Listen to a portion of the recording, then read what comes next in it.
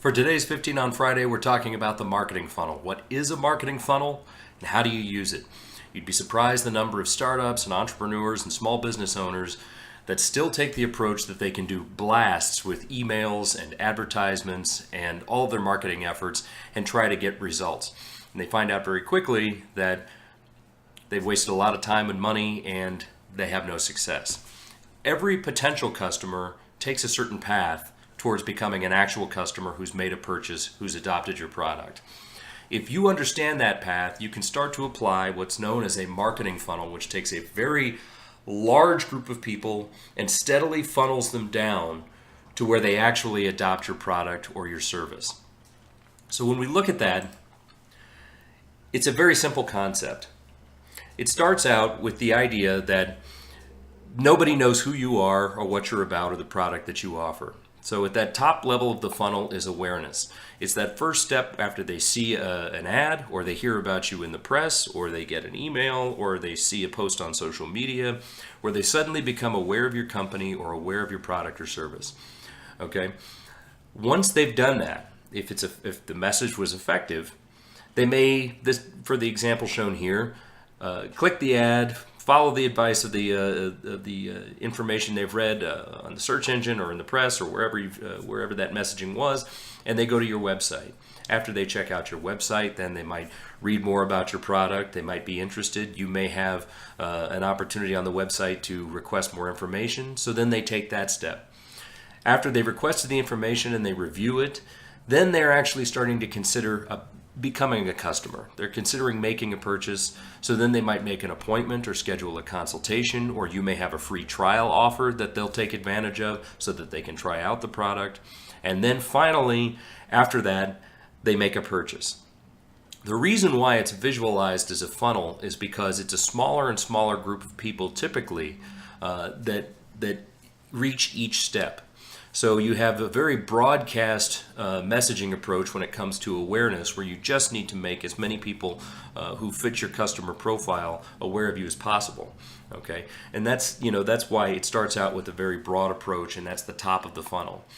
As these potential customers start to get filtered out, whether or not they're actually interested, then they start moving down the funnel towards the ultimate goal of that person making a purchase or becoming a client, etc.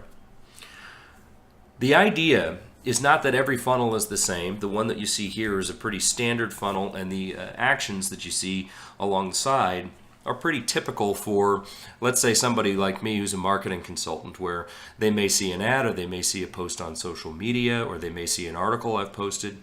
And that means they're now aware of who I am. Maybe they're watching a 15 on Friday. From that point, maybe they check out my website. Once they get to my website, perhaps they find out more about what I do and they're interested. So maybe they click on the contact form to sign up for weekly emails, or maybe they download a free report that I have there, or a step-by-step guide of some kind.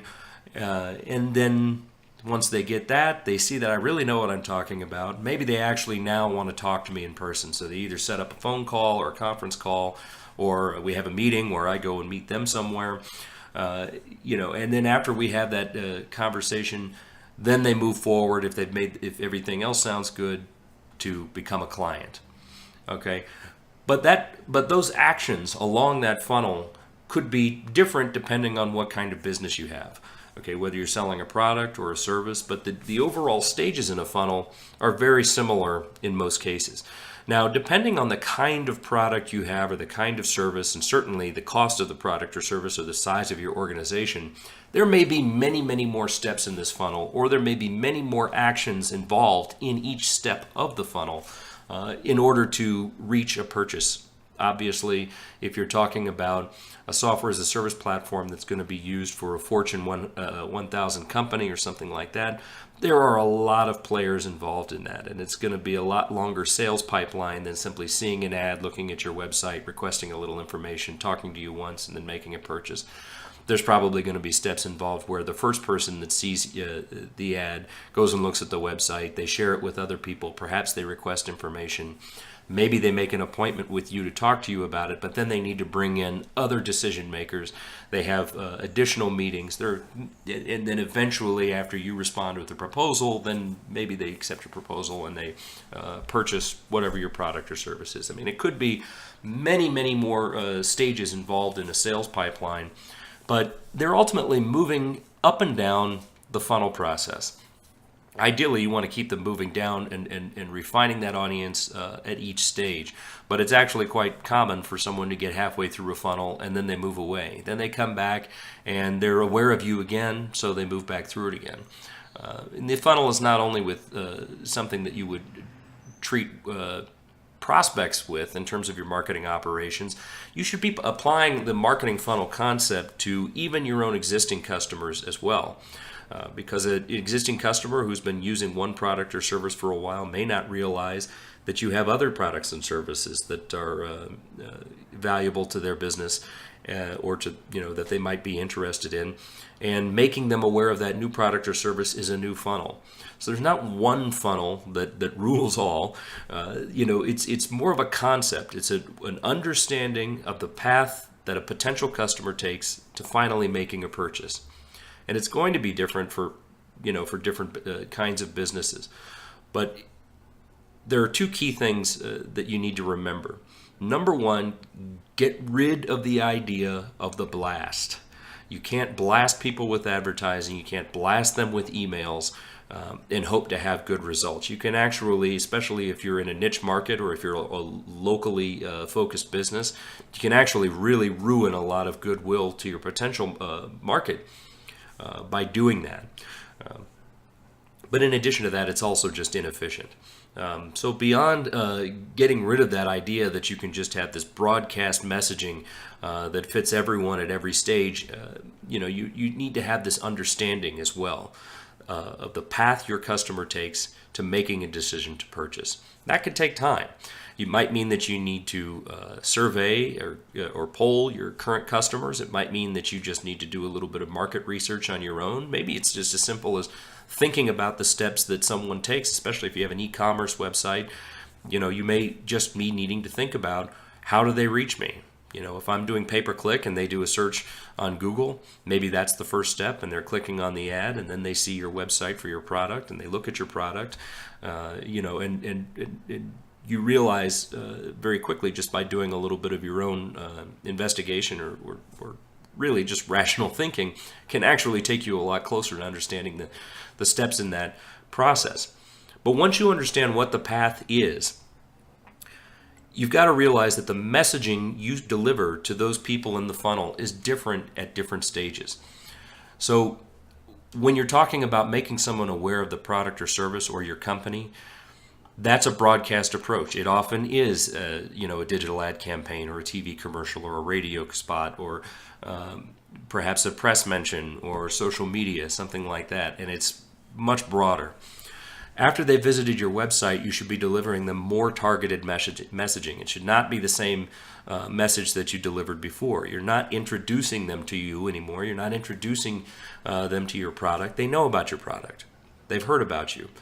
The messaging should be more narrow as it moves down the funnel, so that the audience isn't just getting narrower, but the messaging is. And in fact, it'd be great if a funnel was just one long chute and everybody moved right through it. But the narrowing of the message is going to be key no matter what. After they've got some interest, you want to give them some kind of way to evaluate your product further, whether it's requesting information or downloading a free report or giving them some additional information about your product, whatever it is. You want to get them moving every step of the way closer to actually making a decision to take that final action, adopting your product or service, becoming a client, becoming a customer. So then the messaging is different in each one of those actions. If you keep using a broadcast approach all the time, you're casting a wide net to try to capture a very small number of fish. And it's extremely inefficient. But the biggest problem is that you're not giving people the kind of information they need to make a decision. So what you can actually end up doing is burning that relationship you have with these potential customers before you've really gotten anywhere. And I mentioned local businesses and niche markets earlier, because it's extremely important in those cases that you don't make mistakes. If you're a local business, there's only so many people that are probably going to be potential customers for you, especially if you're in a business where tourism and things like that don't really come into play. The last thing you want to do is ruin people's idea of your business, or give yourself a bad reputation as a spammer, or just oversaturating them with an empty broadcast message. You want to be giving them more and more information the closer and closer they get to becoming a customer.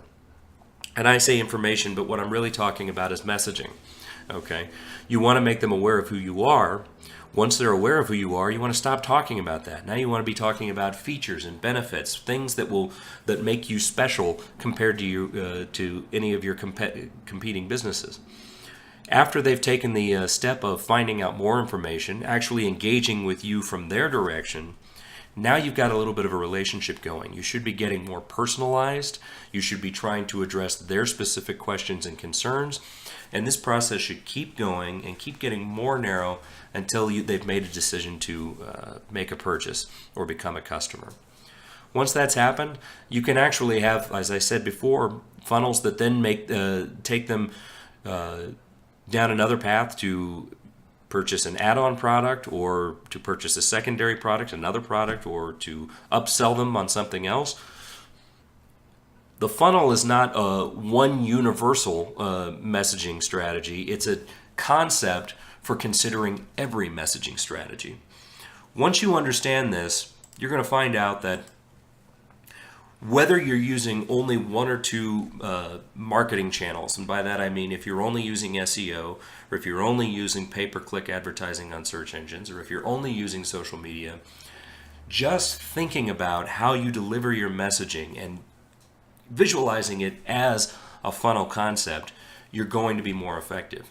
The most effective, though, is when you start applying a funnel to all of your messaging strategies, all of those different marketing operations. So if you're using SEO and social media and email marketing and pay-per-click and digital ad campaigns, if you're using all of those things together to try to reach people with messaging that makes sense for the step that they're at in your funnel, you'll start to see a lot more success. You'll also get a much better return on investment for all the money that you spend on your marketing and advertising. So, just some basic concepts about how you could implement that. If you're doing a wide digital ad campaign, you might specify a target audience that just fits a very broad profile of who your key demographics are, who your ideal customers are.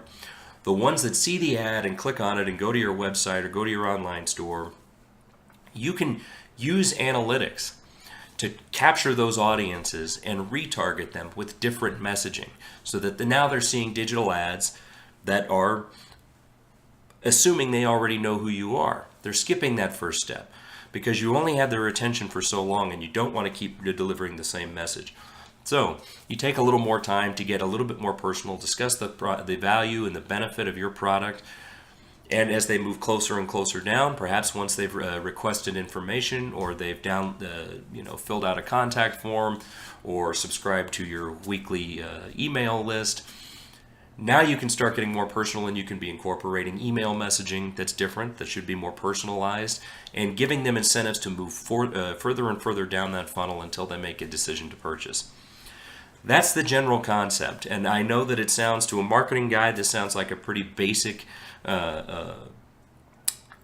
concept to grasp, but for most startups and small businesses and entrepreneurs, this is not germane to what they're focusing on. They're usually focused on a product that they're excited about, or a service that they're passionate about, and they go at it thinking that as soon as everybody knows I'm doing this, they're going to become a customer because I'm excited about it.